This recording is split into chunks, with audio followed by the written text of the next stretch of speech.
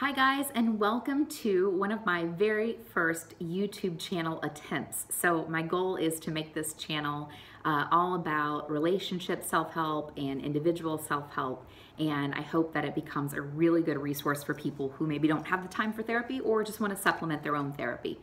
And as always, check out sparksessions.teachable.com for self-help courses. I've put a lot of stuff on there for people wanting to educate themselves, help themselves in their relationships, or schoolofmarital.arts.com, tons of writing on relationships and individuals. So what I'm going to do in these breakout episodes or channels or whatever you want to call it is in between sessions, I am going to talk about things that come up in sessions and stuff that people bring in all the time. And I'm always like, yeah, I need to talk about that because that happens a lot. And if people knew what we were talking about and what we were working on, it would help more people than just the one person that I'm in session with. So today I am going to start off with a pretty icky case.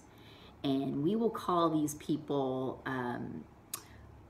we will call this person Adam and Katie, okay?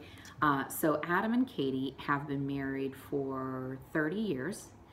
And Adam and Katie were drawn to each other because Katie was this very sort of strong-willed person, independent person, leader. You know, Katie is 6'1", so just by nature, by just sheer physical nature, she is intimidating. And Adam was drawn to her because he was sort of the go-with-the-flow guy, sort of disappeared into the background, very easygoing, and that worked for them. That was, you know, they were the yin to each other's yang.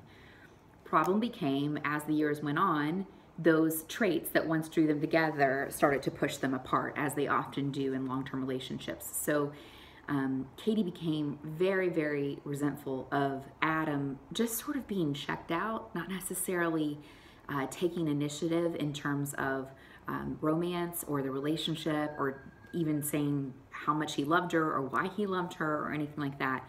And she had tried through multiple avenues to help pull him there. And he just sort of wasn't interested. He just was like, I'm not, you know, that's not me. That's not who I am. You know, you knew what you were signing up for when you married me, that whole mentality. And so what happened is Katie found someone else. Katie, she worked full time and her kids were grown.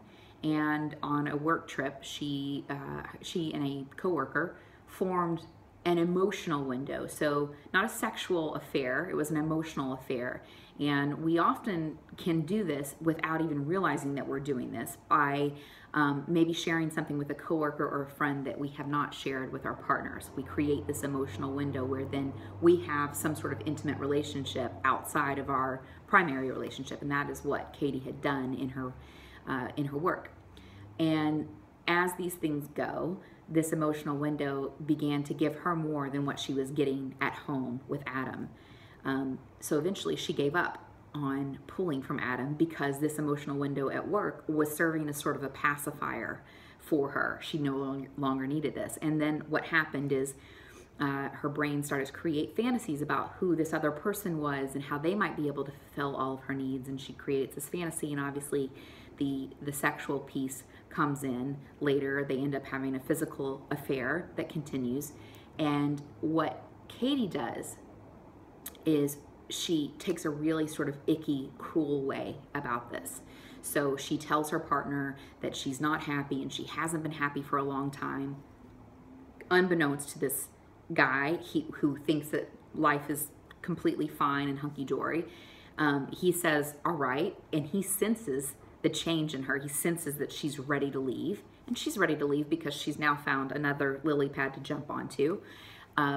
He wants to go to couples therapy, and she allows him to go through this whole routine, and she sort of plays this role of showing up for couples therapy and, oh gosh, I'm trying, but nothing seems to be working. Meanwhile, setting him up for failure all along, not really trying, not really wanting to take in my advice because she knows what she's going to ultimately do, and sort of harboring this secret. And they continued in therapy for some time. I had asked periodically, are you seeing someone else? Are you having an affair? And obviously she would always reply no. And then finally she left her partner.